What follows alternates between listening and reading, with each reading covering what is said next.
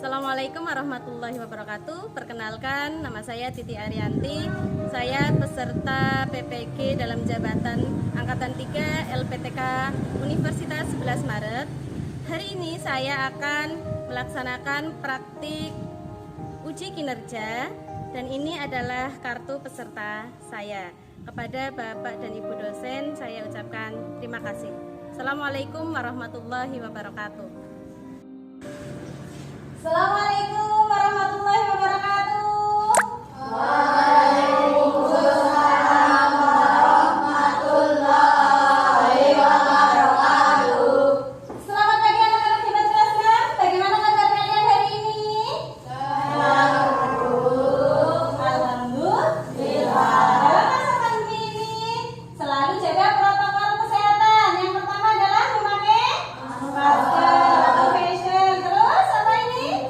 Mencuci tangan dan air mengalir dan selalu menjaga jarak. Pintar sekali apalagi di sekolah ya, harus diterapkan protokol kesehatan. Sebelum belajar, Bu Guru lihat tadi hari ini yang datang lebih awal adalah Mbak Naya. Silahkan Bu Guru beri penghargaan pada Mbak Naya untuk memimpin doa. Silahkan. Duduk siap. Berdoa mulai. Bismillahirrahmanirrahim. Raditu billahi rabban wa bil islami dinan wa bi Muhammadin nabiyya rasulah. Rabbi zidni ilma warzuqni fahma. Amin. Terima kasih kepada Mbak Naya yang sudah memimpin dan semoga dengan doa tersebut hari ini pelajaran dapat berjalan dengan lancar. Apakah hari ini masuk semua anak-anak? Masuk semua tidak? Alhamdulillah, berarti kalian semuanya dalam keadaan yang sehat. Baik anak-anak, kemarin kalian sudah belajar tentang adaptasi tumbuhan apa ya pastinya? Teratai. Teratai tempat hidupnya di mana? Di air. Betul sekali. Hari ini kita akan melanjutkan materi yaitu tema di kelas 6, tema 2, persatuan dalam perbedaan, subtema 1, rukun dalam perbedaan, pembelajaran yang ketiga ya. Baik, anak-anak, kompetensi dasar dari kegiatan belajar kita hari ini IPA.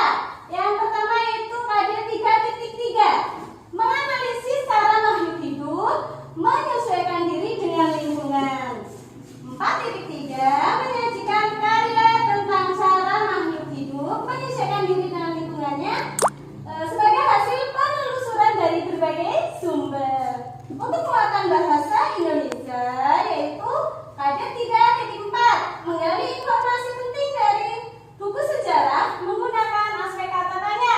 Kata tanya ada apa saja? Apa? Di mana? Terus? Kapan? Siapa? Mengapa? Dan bagaimana?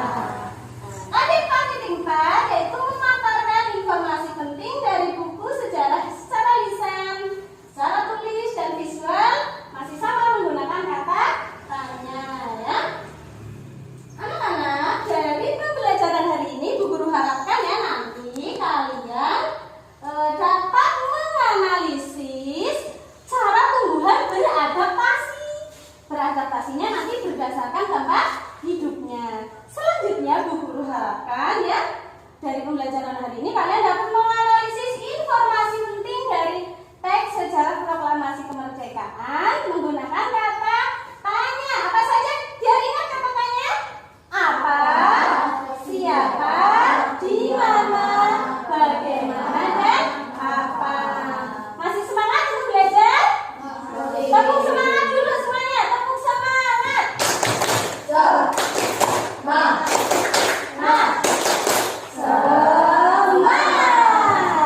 Iya. Sudah sarapan lagi tadi ya? Selanjutnya ya. Kenapa sih kita harus belajar tentang adaptasi tumbuhan? Apa sih manfaat dalam kehidupan sehari-hari? Nah, misalkan besok kalian jadi seorang juragan petani, kalian ingin menanam tumbuhan dengan jenis tertentu, kalian harus tahu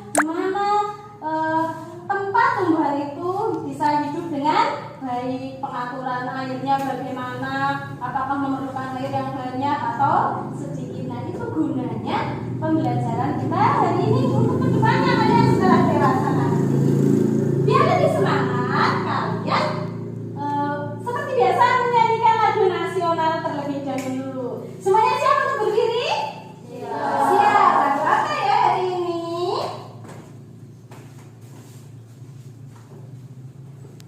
Semuanya berdiri dulu. Lagu hari ke-9.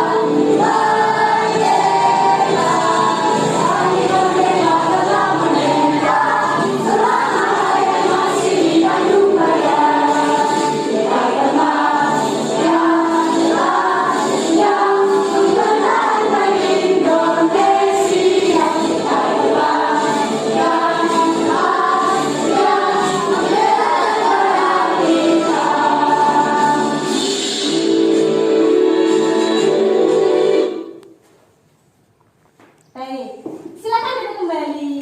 Biar lebih semangat, sekali lagi tepuk semangat. Semangat. Semangat. Anak-anak kelas 6 yang hebat, mari kita pelajari materi ini lebih lanjut. Nah, selanjutnya Bu Guru memiliki sebuah tanaman. Siapa yang berani membuat pertanyaan berkaitan dengan tanaman ini? Saya Bu, mengapa tanaman kaktus dapat hidup di daerah ini yang tidak ada air? Iya, tepuk tangan untuk Alisa yang sudah berani bertanya. Mbak Alisa bertanya mengapa tanaman kaktus dapat hidup di daerah gurun yang tidak ada air. Siapa di antara kalian yang berani menjawabnya? Saya Bu, Iya, Mbak Nada, silakan. karena batangnya bisa menyimpan air. Betul, karena batangnya bisa menyimpan air. Yang lain bisa melanjutkan menjawab. Apalagi? Karena apa lagi? Ayo, mana ada tahu lagi alasannya kenapa? Akar kaktus pendek atau panjang anak-anak? Panjang. Nah, gunanya untuk apa Mbak Naya coba? Untuk apa? Mbak Naya? Mbak Rohma? Untuk menyerap air di daerah yang lebih luas karena di gurun itu kan jarang hujan nih. Nah, selanjutnya adalah ini tadi nih batangnya bisa menyimpan air. Apa lagi? Akarnya panjang. Terus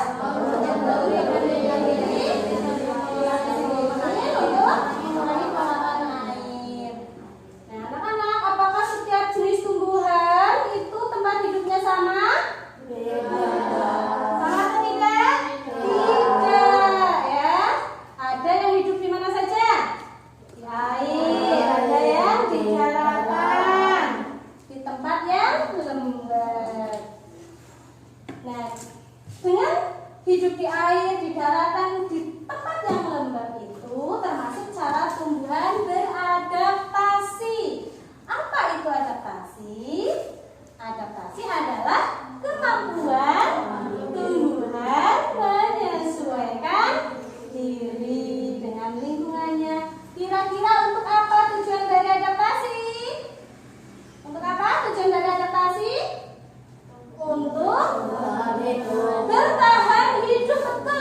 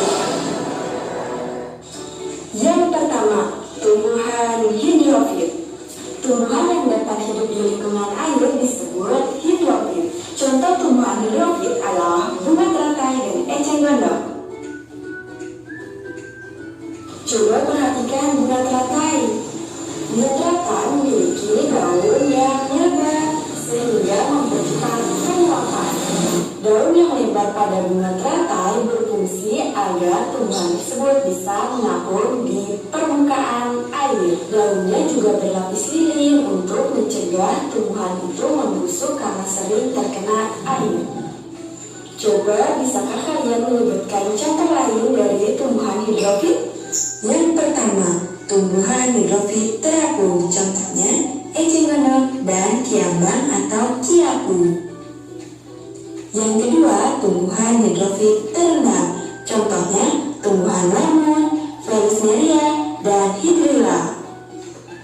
Yang ketiga, tumbuhan hidrofit yang sebagian tubuhnya terendam dan terapung, contohnya kampung air, teratai, cincin, dan semanggi air.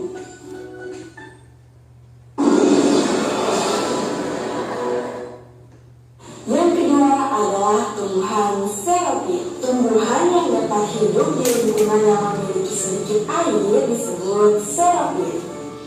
Coba perhatikan gambar. Daerah gurun pasir merupakan daerah yang memiliki sedikit air. Kira-kira tumbuhan apa saja sih yang bisa hidup di daerah gurun pasir? Yuk kita jawab. Contohnya seperti pohon kurma, biru buaya, dan kaktus. Kaktus ini bisa hidup walaupun tidak sering disiram, karena kaktus ini memiliki bentuk yang tebal sehingga dia bisa menyimpan cadangan air. Daunnya termodifikasi duri seperti ini untuk mengurangi penguapan. Permukaan batangnya juga berlapis lilin seperti ini untuk mengurangi penguapan. Kalau diperhatikan, akar dari tumbuhan kaktus ini sangatlah panjang, tujuannya untuk mencari sumber air. Coba kira-kira apa lagi tumbuhan yang termasuk tumbuhan xerophyll?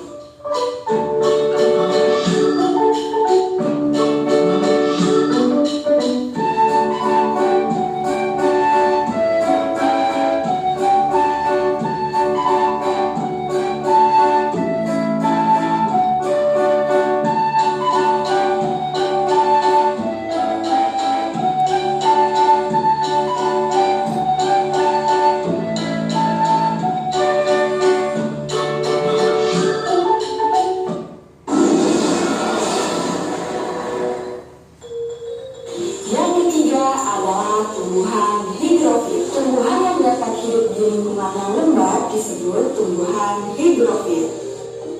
Pada prinsipnya, bentuk adaptasi yang dilakukan oleh tumbuhan hidrofit bertujuan untuk mempercepat proses penguapan air agar jumlah kadar air yang berlebihan di dalam tubuhnya berkurang. Bentuk adaptasinya antara lain yang pertama, bentuk daun lebar dan tipis sehingga mempercepat penguapan air.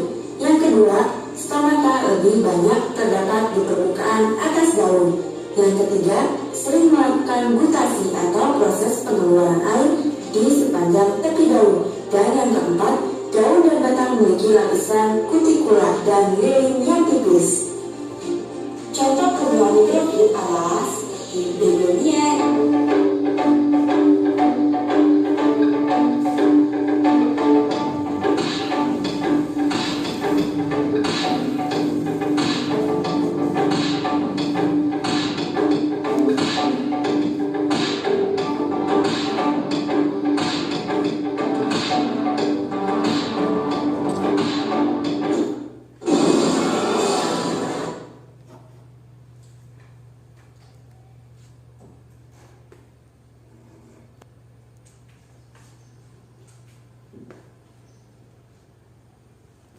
Nah, kalian tadi sudah mengamati video pembelajaran. Video tentang apa tadi anak-anak? Adaptasi tumbuhan. Ada 3 tadi, ada apa saja? Hidrofit, xerophyll, dan hidrofit. Baik. Nah, hasil pengamatan kalian tadi, kalian bisa tuliskan dalam lembar kerja peserta didik yang akan Bu Guru bagikan. Dan nanti kalian lanjutkan untuk mengamati tumbuhan yang sudah disiapkan. Silakan Mas Adar dibantu ini dibagi ke teman-temannya, ya.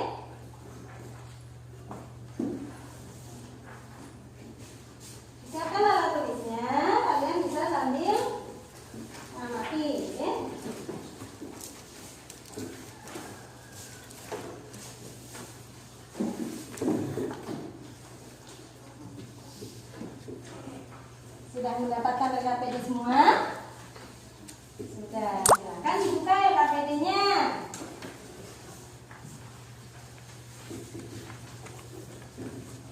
Ya. Dalam LKPD itu sudah ada petunjuk. Apa sih yang harus kalian lakukan? Ya, kalian baca. Ya. Apa saja petunjuknya tadi?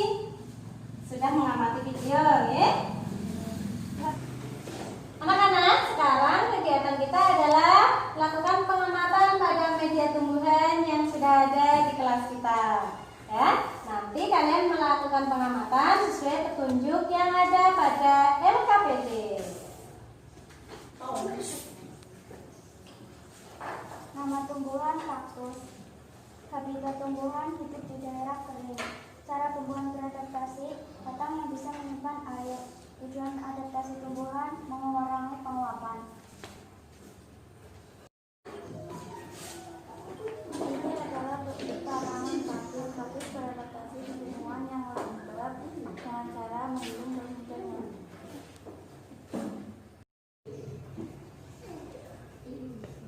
Ini adalah tanaman eceng gondok. Tanaman eceng gondok adalah termasuk tanaman hidrofit yang bisa tumbuh di perairan.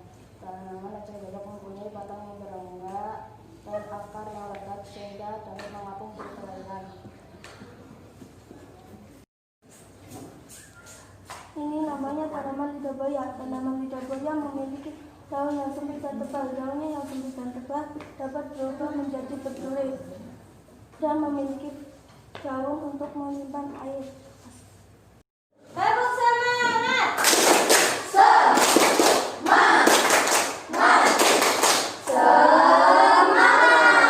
Supaya lebih semangat, kita stretching sebentar. Tangan ke depan. 3.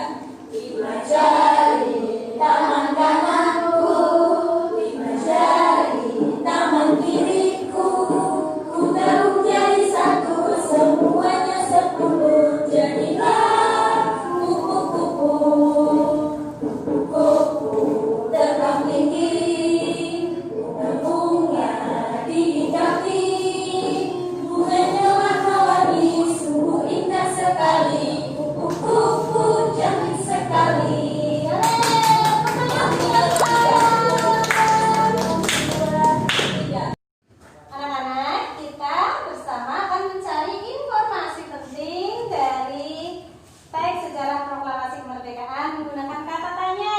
Kata tanya apa untuk menanyakan apa, anak-anak? Peristiwa atau kejadian. Selanjutnya ada kata tanya apa? Siapa? Untuk? Menanyakan orang. Mengapa? Alasan. Di mana? Menanyakan tempat. Bagaimana? Kapan? Iya, pintar sekali anak-anak ibu. Nah, perhatikan itu anak-anaknya sedang berlarian merayakan apa kira-kira? Kemerdekaan Indonesia. Senang biasanya megang bendera merah putih. Kalian juga biasanya. Ada yang sudah pernah merayakan kegiatan proklamasi kemerdekaan Indonesia dengan upacara di lapangan? Ada yang pernah tidak? Pernah? Senang tidak? Senang. Harus bangga, ya. Proklamasi kemerdekaan itu memberikan makna yang sangat penting bagi bangsa Indonesia, ya. Negara Indonesia menjadi berdaulat, menjadi negara yang bermartabat. Proklamasi sebagai tonggak sejarah kemerdekaan. Nah, tidak mungkin ada kemerdekaan jika tidak ada anak bangsa yang berani berjuang merebut dari penjajah. Nah, berikut ini adalah tokoh-tokoh yang berjasa dalam kemerdekaan Indonesia. Yang pertama ini terkenal sekali. Sering kalian mendengarnya dan melihatnya di foto-foto sejarah. Siapakah foto yang pertama itu? Insinyur Soekarno. Perannya itu apa Insinyur Soekarno? Sebagai pembaca teks proklamasi kemerdekaan. Lahir di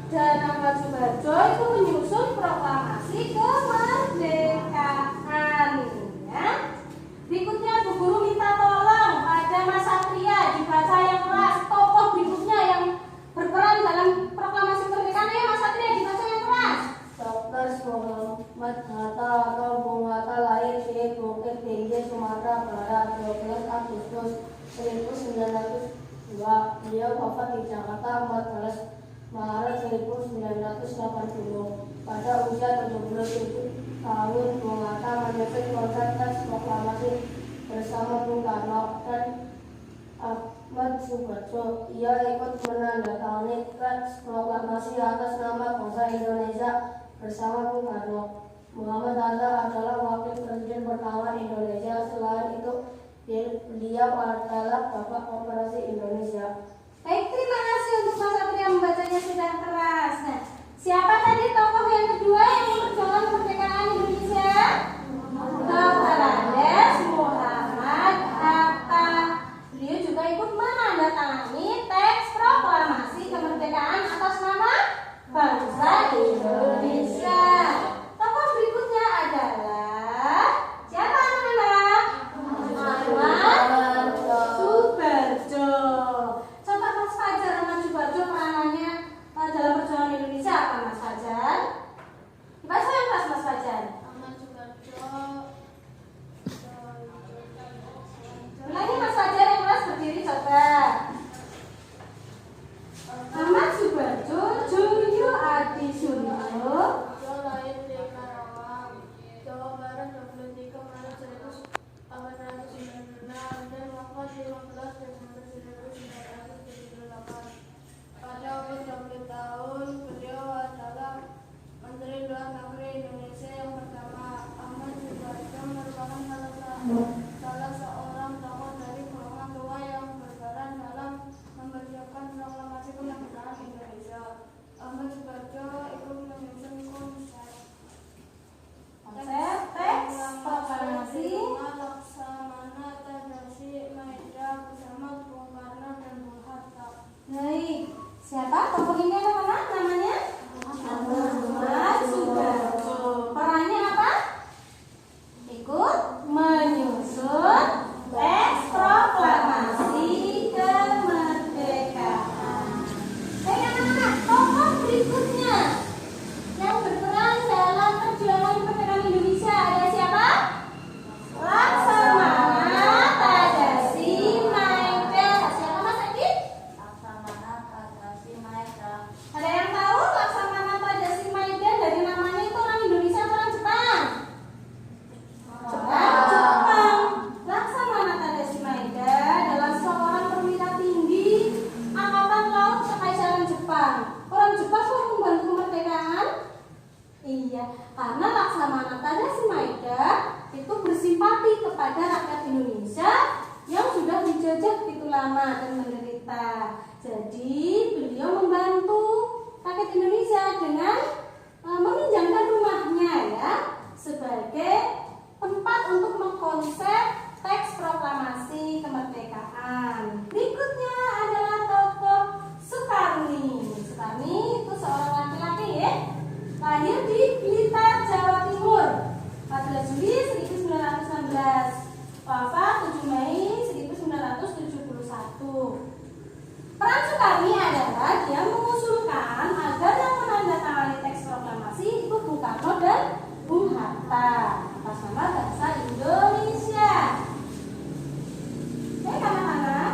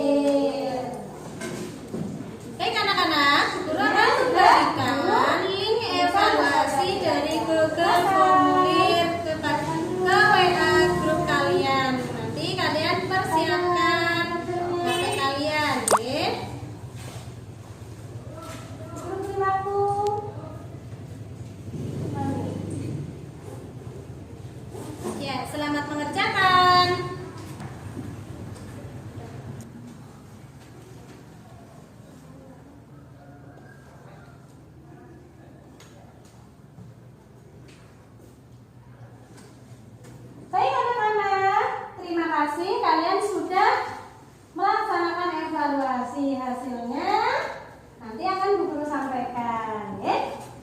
Bagi nanti yang nilainya di bawah KKM berarti siap untuk melaksanakan perbaikan. Bagi yang nilainya sudah KKM atau lebih tinggi bisa mengikuti kegiatan pengayaan. Untuk pertemuan berikutnya kalian baca di rumah ya. Pembelajaran 4.